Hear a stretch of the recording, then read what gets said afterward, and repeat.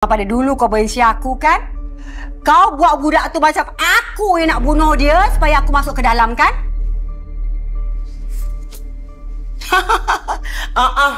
Memang. Aku memang nak kenakan kau. Puas hati?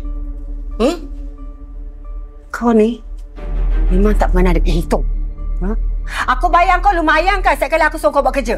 Hei, lumayan apa? Lumayan apa?